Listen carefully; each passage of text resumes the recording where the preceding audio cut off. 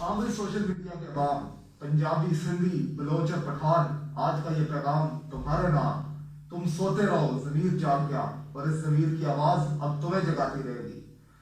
کیوں گئی وقار زکا، مجھے معاف کر دو، وہ ویڈیو پرانی ہو گئی۔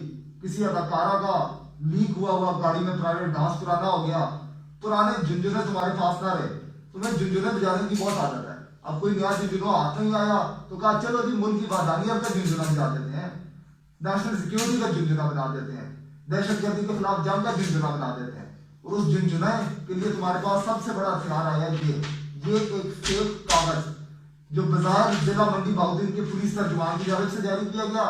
3-4 دیر اس کا خوب جھنجھنا بجا۔ اس جھنجھنے کی جھنجھناہٹ کے اوپر تم نے خوب لڑیاں ڈالی، خوب مذاق اڑایا پاکستان کا، خوب پاکستان کی وحدانیت کو، پاکستان کی یونٹی کو، اس کی حفاظت کو نقصان پہنچایا، اور اس کے بعد یہ جھنجھنا چھن کر کے ٹوٹ گیا۔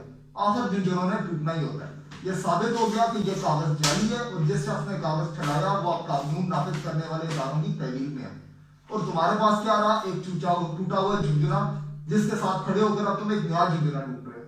لیکن اس دوران میں یہ یاد رکھو کہ اس جھنجھنے نے تمہیں کیا دیا، اس جھنجھنے نے تمہیں کیا دکھایا، اس جھنجھنے نے کیا ثابت کیا۔ اس جھنجھنے نے ثابت کیا کہ تمہارے ایمان کی اوقات کیا ہے۔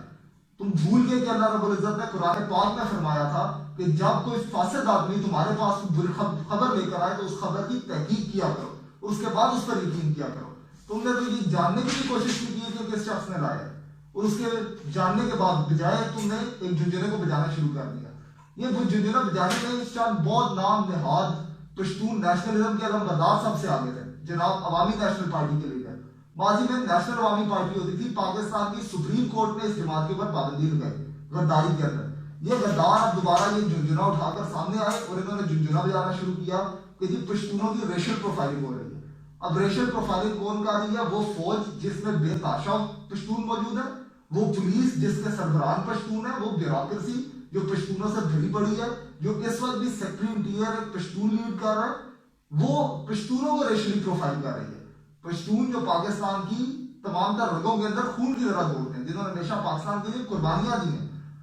اچھا، یہ اصل میں آپریشن کس نے شروع کیا گیا؟ یہ آپریشن رد الفساد جس کا انہوں نے ٹھٹھا اڑانا شروع کیا، یہ دہشت گردی کا آخری کیل نکالنے کے لیے تھا۔